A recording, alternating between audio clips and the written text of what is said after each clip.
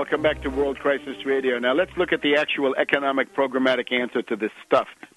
Obama is talking high-speed rail, and he had his event in Tampa, high-speed rail, and we've got LaHood, the Republican Secretary of Transportation, pushing high-speed rail. Now this is something you can work with. Grab a hold of this and push.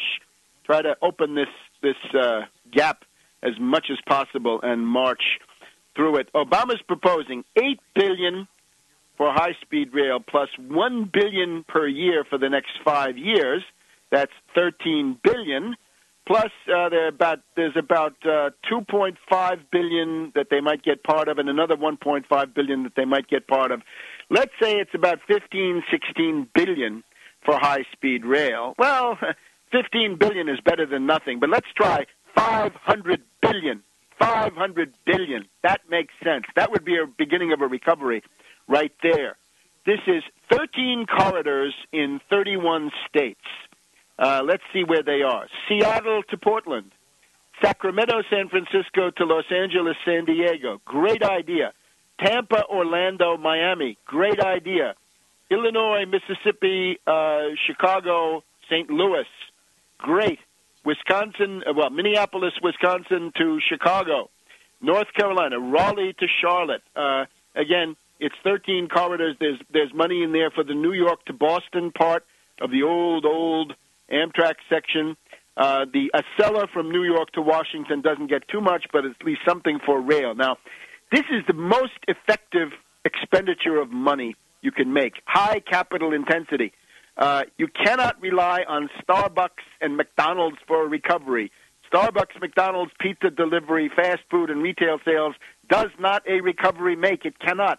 Recovery means capital goods, high technology, high energy intensity, modern, super modern, state-of-the-art, frontier.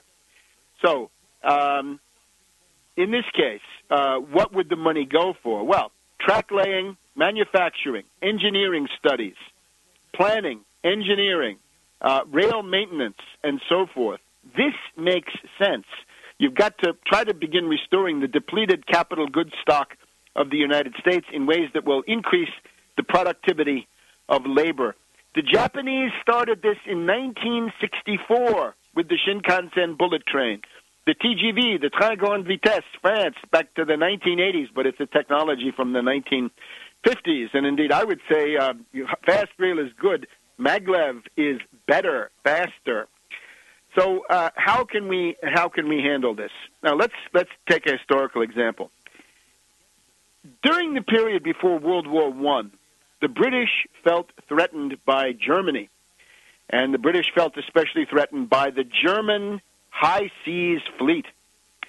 And the Germans were building battleships, and the British said, all right, we're going to try to maintain our world naval supremacy. And world naval supremacy means 2 keels to 1. 2 keels to 1. In other words, if the Germans lay down a keel of a battleship and start building it, Britain will lay down 2. We'll match them 2 to 1. Now, given the fact that the ruling class of the United States is obsessed with the challenge of China, here's the way out, boys. Declare a peace race, not an arms race, but a peace race. And instead of 2 keels to 1, here's what you say. For every mile of fast rail built by China, the United States will build 2 miles. And for every nuclear reactor that the Chinese build, the United States will build 2. Every time they start a reactor, we start 2. Peace race. Challenge the world to a peace race.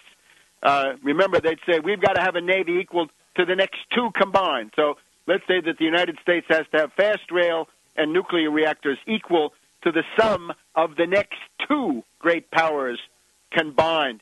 This is serious. Now, what would it mean? China currently has programs planned and initiated for 16,000 miles of fast rail at a cost of $300 billion. China is building 16,000 miles of fast rail and maglev rail, $300 billion.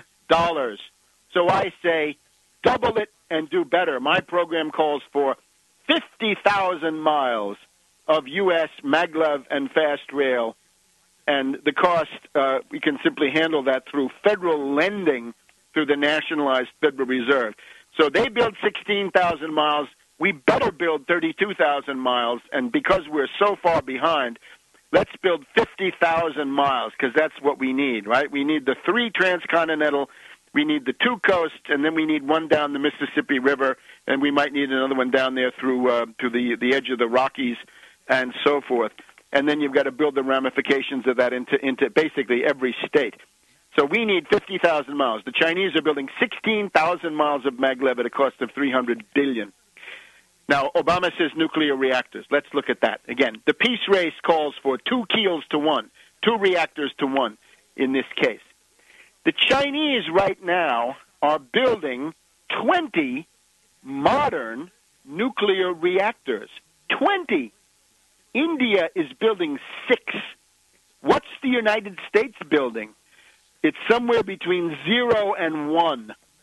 So the Chinese are beating the United States in the nuclear reactor peace race 20 to 1. China 20, U.S. 1. Not a very good sports score, not a good baseball score, not a good score in any sport. 20 to 1. And India is beating the United States 6 to 1.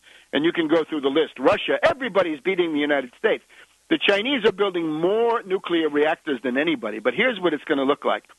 Let's bear in mind that the United States right now has a little bit more than 100 reactors. It's usually about 103, 104.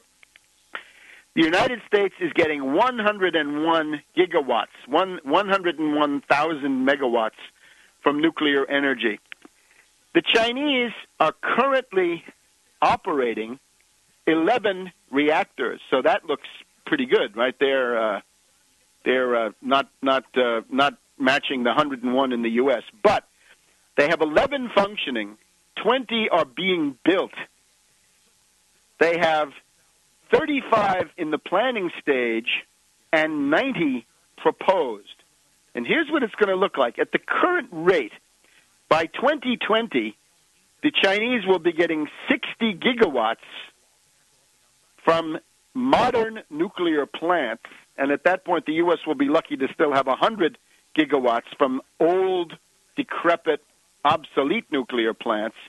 By 2030, the Chinese are, by 2020, it'll be 60 gigawatts for the Chinese, and by 2030, the Chinese will, by all indications, have passed the United States. The Chinese will be sporting 120 to 160 gigawatts compared to 101 if we just assume complete stagnation here in the United States. So sometimes between 2020 and 2030, the United States will be passed by China in this critical department.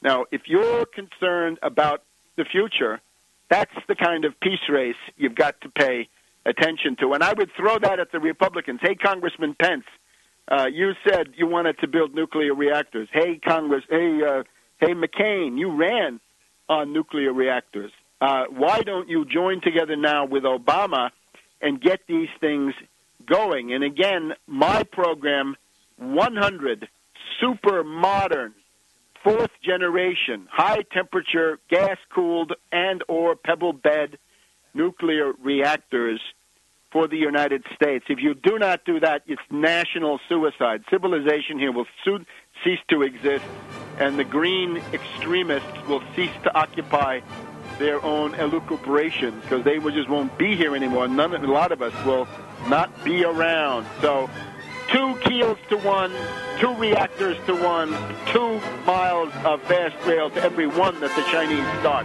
We'll be back in a minute.